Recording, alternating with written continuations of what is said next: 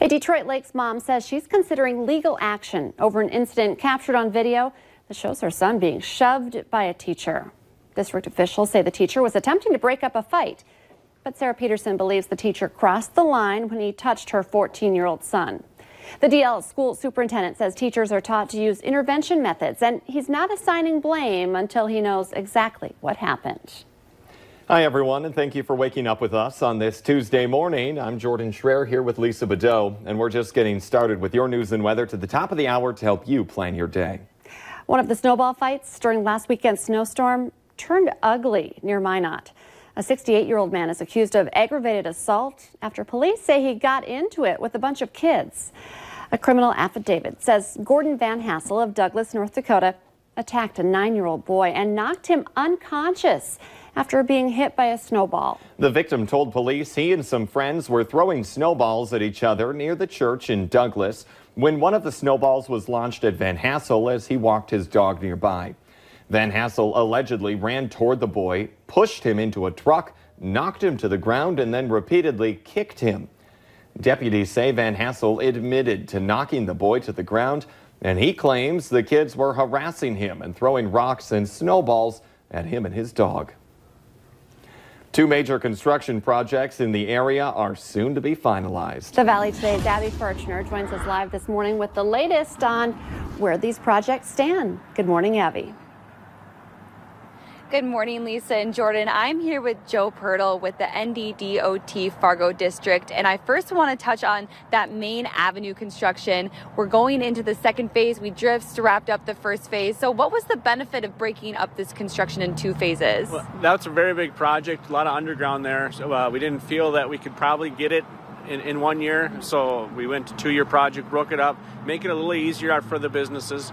So what is this first construction project? What are people kind of seeing now in downtown Fargo? Well, this project on Main Avenue from about 2nd Street to Broadway has been open for about 5 days now. Motorists are getting used to the roundabout at 2nd Street. That's a big change. Other than that, there's some more on-street parking, more pedestrian facilities, a lot of pedestrian-friendly features there. And we're on Cheyenne Street, and I'm here with Dustin Scott, who is a West Fargo city engineer. And so, Dustin, what are we seeing on this Cheyenne construction?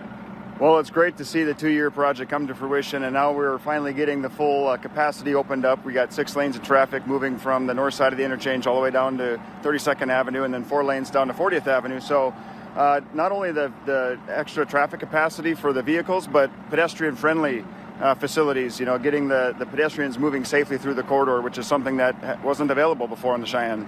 And I know, too, we're kind of standing at this first working traffic light. What are some things they're going to be doing to wrap up this final phase of construction throughout the season?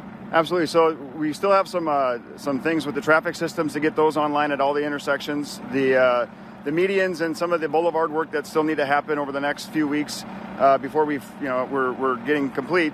But again, it's great to finally see this 2-year project come to fruition. Lots of construction going on, lots of improvements, but like you said, Dustin, it's really exciting to finally see these construction cones kind of diminish throughout the last couple of years. So these are just some of the construction projects that are wrapping up here in the area.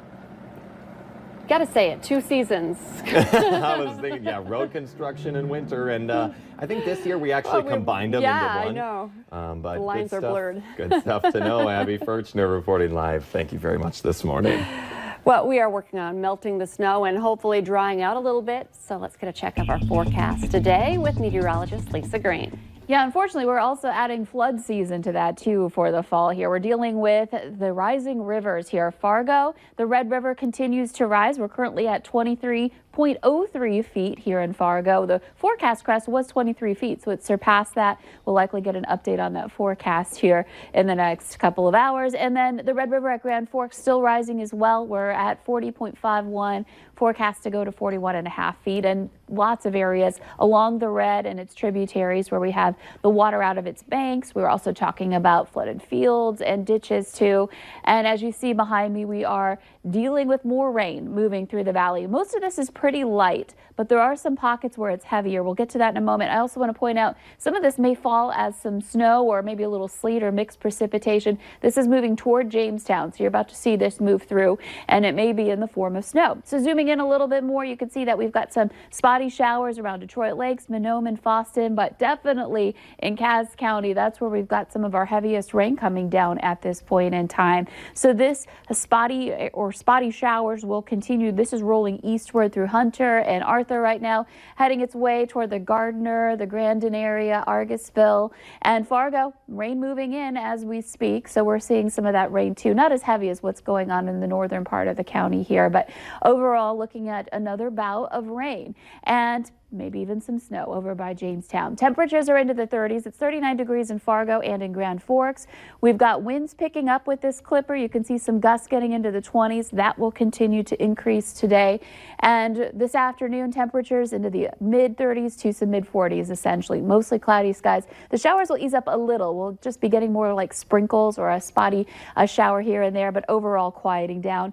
And total rain, well, most of us not getting very much, but you saw that one pocket of heavier rain that could amount to about a ½ inch of rain for some of those areas. Looking ahead to the rest of the week, we just have to get through today, and then it's drying out and it's warming up as we head toward a much nicer weekend this weekend.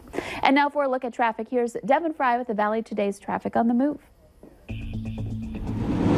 Thank you, Lisa, and good morning, Red River Valley. We're on I-94 now. We're heading westbound, and the traffic flow, it's increased quite substantially since this morning. Now, it doesn't look that great in front of me, but the herd thins a little bit heading onto I-29, and there's quite a crowd behind me here on I-94. So it started off early this morning, and it's only gotten busier as the day goes on. I expect it to keep getting busier as we get closer and closer to school or work day. Now, the major road closure that I think is going to affect the traffic flow the most today is on I-29. It's in the northbound lanes, and it's right around Main Avenue. Now, when I was driving back from I-29, they were starting to get the cones out, and there was a sign that said left lane closed ahead. So they didn't tell us exactly where it's going to be, but that's a pretty good indicator that it's going to be near Main Avenue. So that area gets congested enough as it is as we get closer and closer to the start of the workday. I only imagine it's going to get worse now that that lane is going to be closed. So that's something to watch out for today. Now, what day is today? It is Taco Tuesday. So Olay the day at Taco John's. For your traffic on the move, I'm Devin Fry. Minnesota's cold weather rule goes into effect today. Between now and April 15th, utilities can't be shut off on your heat and electricity, but in order to qualify, you must work out a payment plan with your utility company. Power companies say there are 3 things that all of us can do to cut energy during the winter and maybe save a little cash. The best way is with a programmable thermostat. You can set it between 65 and 70 when you're home and turn it down to 58 or lower when you're gone. A smooth running heater will also save you money. A quick tune-up and filter change can save you a few dollars each month. Also, consider window stripping kits and door guards to block those drafts. Wet conditions in Valley farm fields could have you digging deeper in your pockets at the grocery store. The impact of the flooding has many farmers just trying to keep their heads above water, meaning consumer prices could jump. It's also causing a chain reaction, and it's hitting other businesses like Jim Jensen's. He sells oil to farmers, but no one needs it right now. North Dakota U.S. Senator John Hoeven says farmers with qualifying circumstances may be eligible for money from the $3 billion disaster relief legislation that was passed back in May after spring flooding. North Dakota state auditor says the Department of Commerce broke state law on bidding contracts for the state's new Be Legendary logo. The logo sparked criticism earlier this year when the contract for it was awarded to a Minnesota firm headed by a woman who once worked for Governor Doug Burgum's old Fargo software business.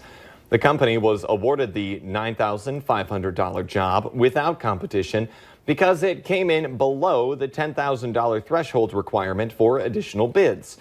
The audit of the agency found another contract related to the logo, bringing its total cost to more than $87,000. The Department of Commerce disagrees with the findings, saying it followed proper procedure. The driver of a tanker truck is hurt after rolling his rig on I-94 near Castleton. This happened yesterday afternoon near the Lynchburg exit. Highway traffic was slowed for a time as emergency crews cleaned up the area. There is no word yet on the extent of the driver's injuries or what caused that semi to roll on its side. Let's get the answer now to our question of the morning on Facebook. That question, 20% of people consider this the biggest financial deal breaker in a relationship. The answer being too cheap. Remember, you can play along every weekday morning by heading to our Valley News Live Facebook page. And we're expecting a little more rain today. Yeah, it's coming down already in Fargo. Right now we're seeing some showers rolling through, and we'll continue to have some spotty showers off and on throughout the day. Temperatures in the low 40s and becoming breezy. After this, we dry things out. The Today Show and CBS This Morning are just about to start, but the Valley Today rolls on. You can join us right now for more live up-to-the-minute news and weather on the Fargo CW.